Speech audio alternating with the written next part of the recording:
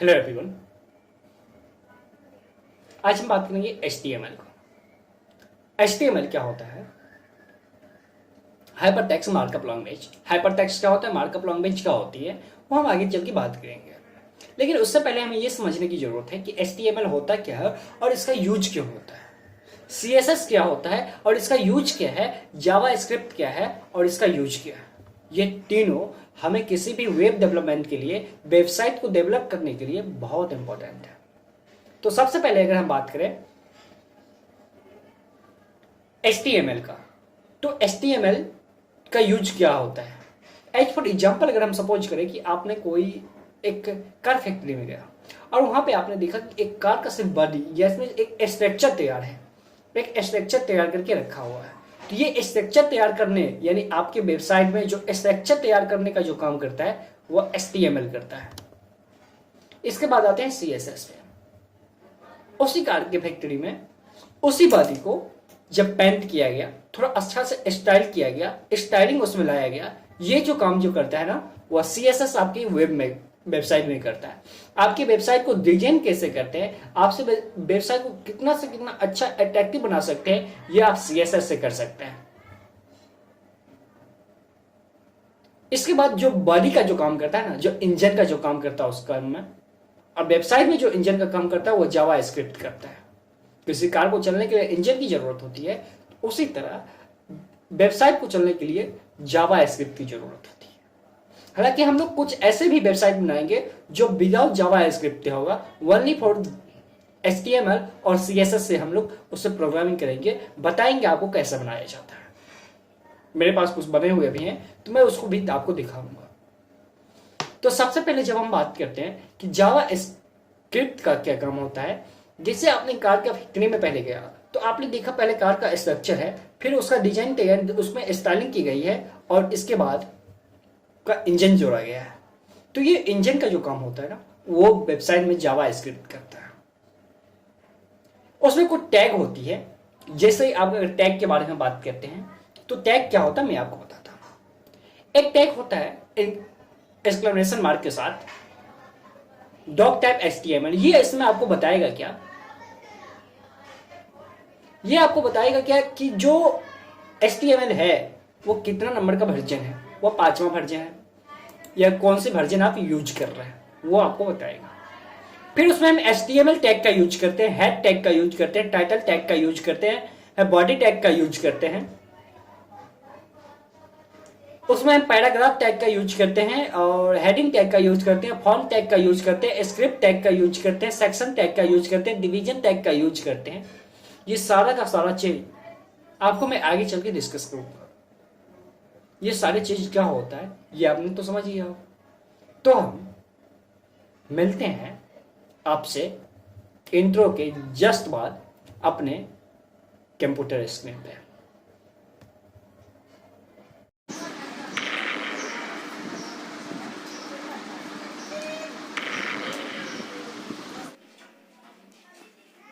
Hello everyone, my name is Bhavesh Jha. If you want to learn C, C++, C Sharp, Java, HTML, CSS, JavaScript, PHP and web development, you are in the right place. I describe all these topics very simplest form or in Hindi.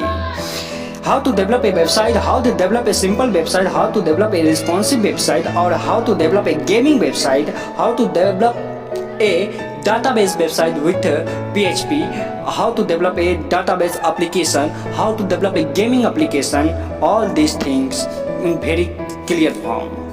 I will also teach you how to deal with the C, how to deal with the C++, how to deal with the JavaScript, how to deal with the C programming, how to deal with the PHP, how to deal with the HTML and the CSS in very clear way. So first of all, you subscribe my channel and hit the bell icon.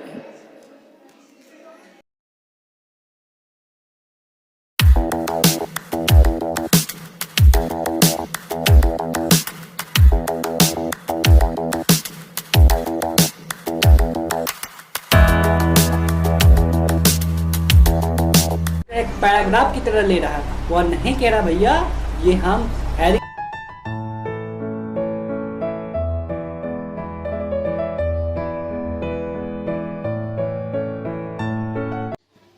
Hello everyone, आज हम लोग बात करते हैं HTML का। HTML क्या होता है, HTML से हम क्या क्या समझ सकते हैं, HTML का यूज किसी भी वेबसाइट के लिए कितना होता है, क्या विदाउट HTML का हम लोग यूज कर सकते हैं, ये सारी चीज़ें हम लोग बात करेंगे।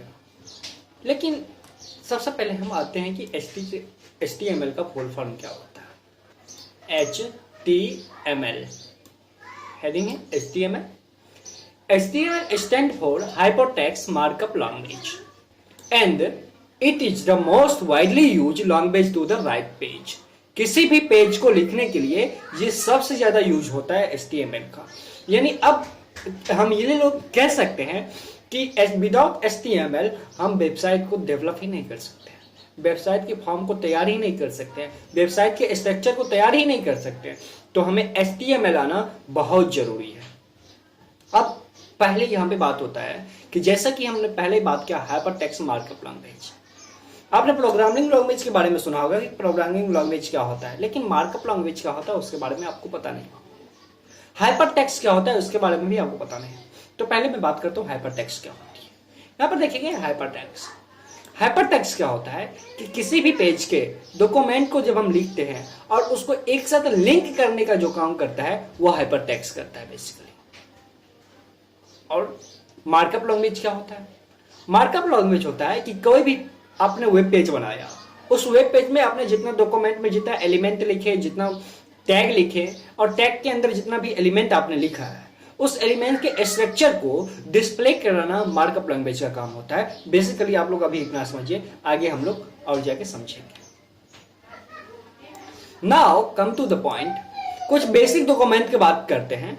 कुछ बेसिक डॉक्यूमेंट क्या होता है मैं आपको बताता हूं। कुछ बेसिक डॉक्यूमेंट क्या होता है मैं आपको बताता हूं। ये जो कहते हैं इसको आप कहते हैं, इसको जो हम कहते हैं, ये जो कहते हैं इसको कहते हैं एंगुलर टैग, एंगुलर ब्रैकेट या एंगल ब्रैकेट भी आपको बहुत जगह मिल जाएगा।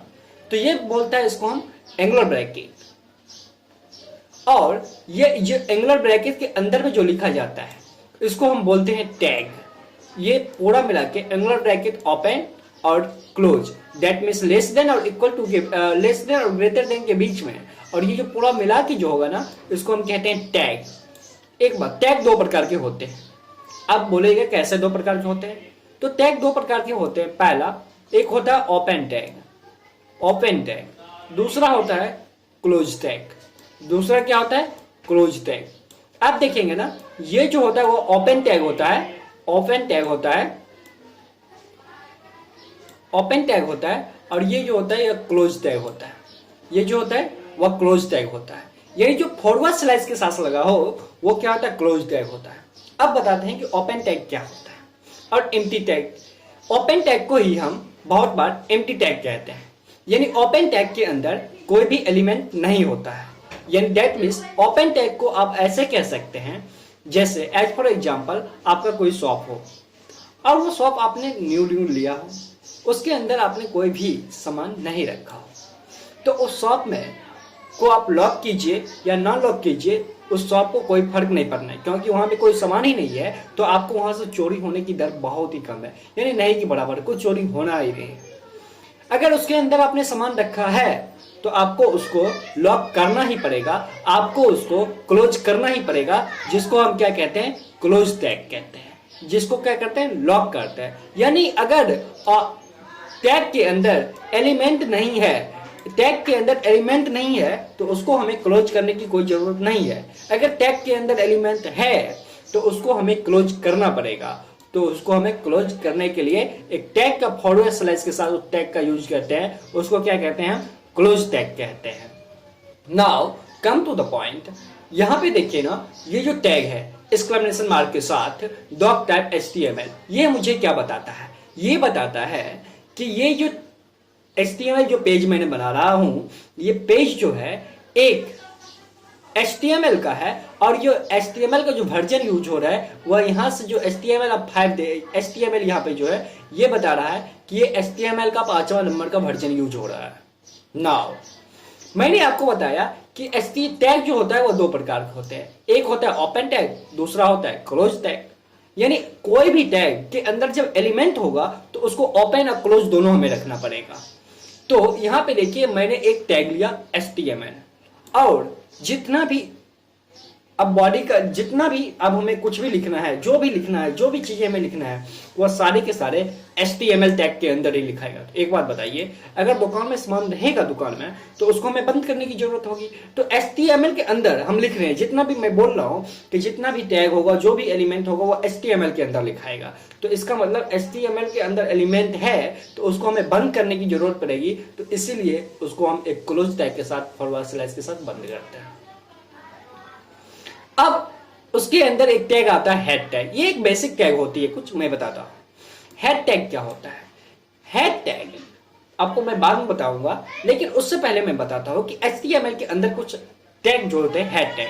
तो हेड टैग के अंदर कुछ टैग आते हैं, जैसे हेड टैग के अंदर जो टैग आते हैं, हेड टैग के अंदर जो टैग आते हैं उसको हम, उसके अंदर एक टाइटल टैग आते हैं, टाइटल टैग के अंदर टाइटल टैग आता है, इसके बाद एक मेटा टैग आता है, मेटा टैग के अंदर लिंक टैग आता है, और कुछ जब हम स्टाइलिंग करते हैं ना,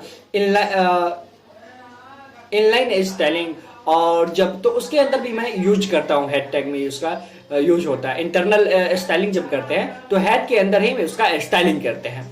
नाउ सेकेंड थिंग, इसमें एक बात और हमें देखनी पड़ेगी कि मेटा टैग क्या होता है। मैं आपको आगे बताऊंगा मेटा टैग क्या होता है, लेकिन इतना ही बात। इसके बाद आता है बॉडी टैग। ये हमारे लिए बहुत इंपॉर्टेंट है। बॉडी टैग के बिना हम लोग किसी भी यूज कर ही नहीं सकते हैं। यानी बॉडी टैग के अंदर ही मैं जो भी लिखूंगा, चाहे वो पैराग्राफ लिखूं, चाहे वो हेडिंग लिखूं, चाहे वो फॉन्ट टैग लिखूं, चाहे वो सेक्शन टैग हो, चाहे वो डिवीजन टैग हो, चाहे वो ब्रेक टैग हो, यूएल टैग हो, लिस्ट टैग हो, टेबल टैग हो, जो भी हो, सारा का सारा बॉडी के अंदर लिखेगा। तो ये बॉडी ही हमारे लिए बहुत ज्यादा इंपॉर्टेंट है।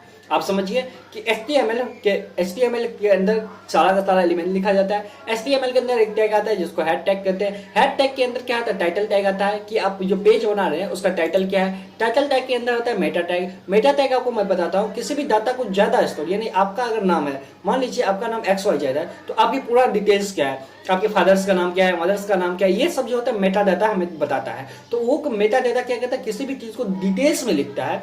तो आप क्या, उसमें पे एक टैग यूज होता है मेटा टैग, जो कि एक एम्प्टी टैग होती है, उसका कोई फर्क नहीं पड़ता है, लेकिन हम डिटेल्स के लिए लिख देते हैं।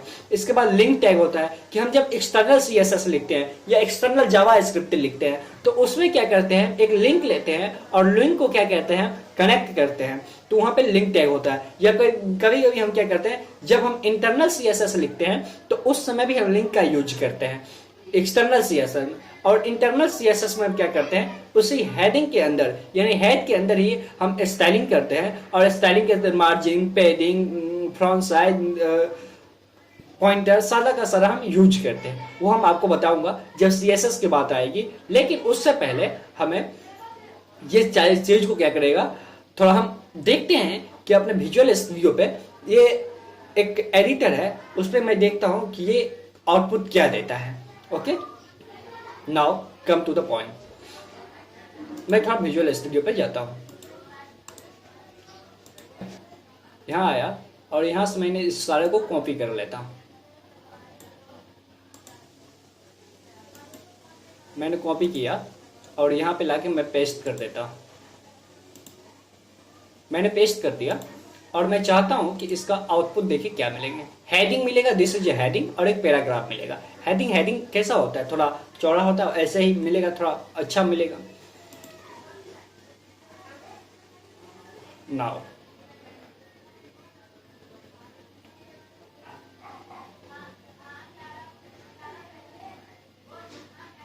देखिए ये क्या है, ये क्या है, दिस इज ए हेडिंग। ये क्या है, चौड़ा है।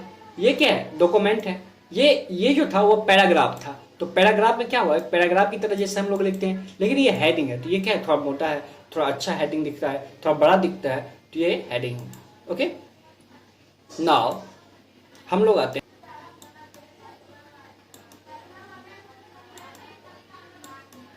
मैंने आपको बता दिया था यहां पे कि ये जो इंडिकेट करता है ना, डॉग टैग, एक्सक्लेमेशन मार्क के साथ जो डॉग टैग, ये जो यूज होता है, ये बताता है कि HTML का वर्जन क्या है। HTML क्या बताता है कि HTML टैग एक इनक्लोज टैग कंप्लीटली होता है और ये बेसिकली इसके अंदर सारा का सारा जो टैग होता है वो लिखा जाता है HTML के अंदर, क्योंकि ये वेबसाइट ही HTML है। इसके बाद हम हेड क्या होता है? हेड टैग जो रिप्रेजेंट करता है किसी भी वेब पेज के या किसी भी डॉक्यूमेंट के हेडर को रिप्रेजेंट करता है, और उसके अंदर जो टैग होते हैं वह अपने अंदर कुछ टैग रखते हैं, लाइक टाइटल मैंने पहले बताया, लिंक, मेटा भी आएगा, और बहुत सारे टैग कुछ और रखते हैं एक्सेट्रा। आगे बहुत सारे टैग हम पढ़ेंगे।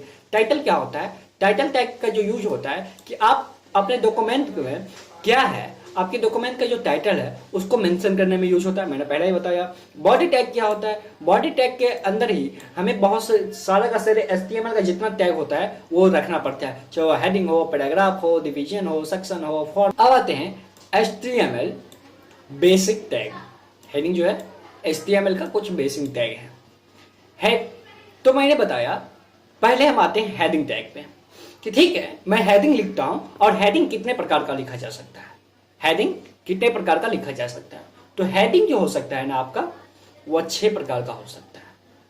क्योंकि पहला जो हेडिंग लिखेगा वो थोड़ा ज्यादा बड़ा दिखेगा, फिर जो दूसरा जो हेडिंग होगा वो थोड़ा उससे छोटा दिखेगा, तीसरा उससे छोटा, चौथा उससे छोटा, पांचवा उससे छोटा, और 6 नंबर का जो हेडिंग होगा वो सबसे छोटा दिखेगा। जब आप बोलिएगा कि 7वां नंबर का हेडिंग क्यों नहीं लिख सकते, लेकिन जब आप 7वां नंबर का हेडिंग लिखिएगा, अगर वो कंप्यूटर, वो वेबसाइट, अगर वो कंपाइलर उसको 7वां नंबर का जो हेडिंग आपने लिखा है उसको एक हेडिंग की तरह ले ले, क्योंकि वो 6ठा नंबर का जो 6 नंबर का जो हेडिंग होता है वो इतना छोटा हो जाता है कि 7वां नंबर का जो आप हेडिंग लिखिएगा ना वो आपको दिखाई ही नहीं देगा। दैट मीन्स जो 7वां नंबर का जो हेडिंग लिखिएगा ना वो आपको एक पैराग्राफ की तरह ले लेगा। वो क्या लेगा? एक पैराग्राफ की तरह ले लेगा। ठीक है, तो हम देखते हैं ये 6 हेडिंग लिख के। मैं यहां से क्या करता हूं, इस 6 को यहां से कॉपी कर लेता हूं। 6 हेडिंग को यहां से हमने कॉपी कर लिया। ठीक है, इसको विजुअल स्टूडियो में मैं क्या करता हूं, इसको पेस्ट करता हूं और मैं देखता हूं।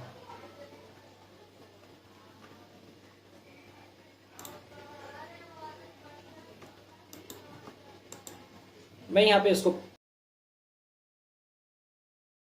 पेस्ट किया और इसको मैं आउटपुट देखता हूं क्या मिलता है।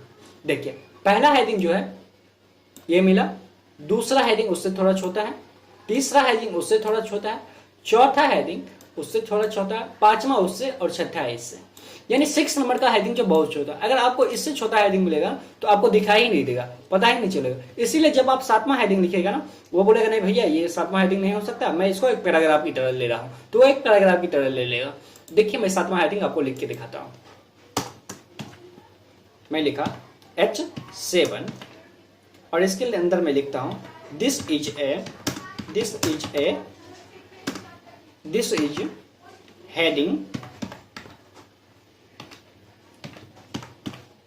हेडिंग 7। ओके, इसको मैं कंपाइल करके आपको दिखाता हूं, रन करके इसको दिखाता हूं। देखिए क्या मिलता है मुझे। देखिए 7वां इस सबसे कुछ अलग दिख रहा है ना, क्योंकि ये जो है एक पैराग्राफ की तरह ले लिया। ये बोल रहा भैया ये नहीं हो सकता, ये एक पैराग्राफ होगा। आपको जो करने के लिए ये एक पैराग्राफ ही होगा, और आप इसमें 7वां हेडिंग इसको नहीं ले सकते। ओके, तो 6 प्रकार के आप हेडिंग ले सकते हैं। नाउ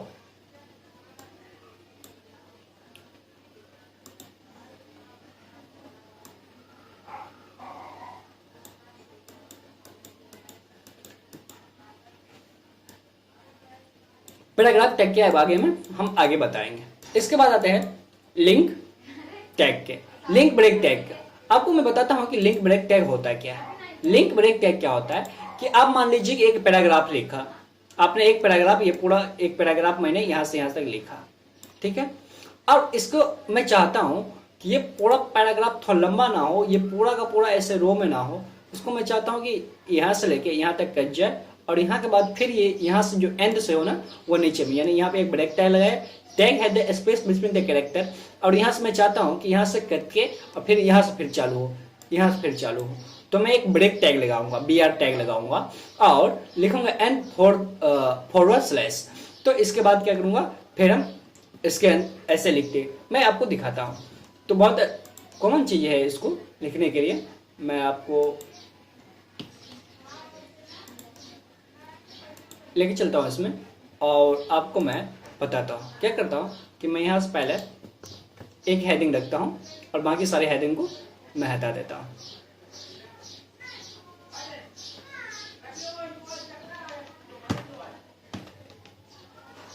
बाकी सारे हेडिंग को मैं हटा दिया। ठीक है, मैं लिखता हूँ, एक पैराग्राफ टैग लिया और पैराग्राफ आपको एक कोई डमी टेक्स्ट क्रिएट करना है ना, तो आप कुछ मत कीजिए। आपको कोई अगर डमी टेक्स्ट क्रिएट करना है ना तो आप कुछ मत कीजिए। आपको सिर्फ करना क्या है मैं आपको बताता हूँ। आपको करना क्या है, इसके अंदर एक लिखना है लोरेम लिख लिया और ये टेक्स्ट जो है क्रिएट हो गया। आपको जितना वर्ड का टेक्स्ट क्रिएट करना है, मान ले 200, 300, 500, 400 जो करना है ना, लोरेम 400 लिखे तो आप 400 वर्ड का एक टेक्स्ट डमी टेक्स्ट क्रिएट हो जाएगा। लोरेम 500 लिखेगा तो 500 का एक डमी टेक्स्ट आपका क्रिएट हो जाएगा। ठीक है, इसको मैं रन करता हूँ, आपको दिखाता हूँ कि ये कुछ इस प्रकार दिखेगा मुझे। ये देखिए पूरा का पूरा ये टैग है, ये जो पैराग्राफ है मुझे यहाँ से यहाँ तक ऐसे दिख रहा है। मैं चाहता हूं कि यहां से एनएमी जो है, एनएमी यहां से मैं एनएमी माइनस जो है ना, यहां से मेरा टेक्स्ट जो नीचे आए फिर यहां से चालू हो। तो मैं करूंगा क्या कि इसको मैं एक ब्रेक लगाऊंगा। कहां पे लगाऊंगा ब्रेक, मैं आपको बताता हूं। मैं टेक्स्ट एडिटर में चलूंगा और यहां से मैं थोड़ा इसको इधर खिसकाऊंगा। यहां मुझे कुछ नहीं करना है, एक बी आर टैग लगाना है। अब देखिए जैसा मैंने बी आर टैग लगा दिया था ये नीचे आ जाएगा, ना देखिए वहां से आ गया नीचे। मैं चाहता हूं कि नहीं भाई, यहां से जो है ना, यहां से एक और मैं बी आर टैग लगाऊं और यहां से फिर मुझे नीचे चाहिए। तो आपको क्या करना है, यहां थोड़ा आगे जाना है, आगे छोड़ी जाना है।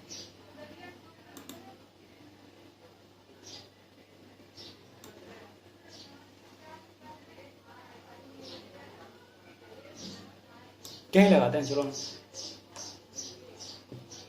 यहां लगाते हैं। बी आर टैग मैंने लगा दिया,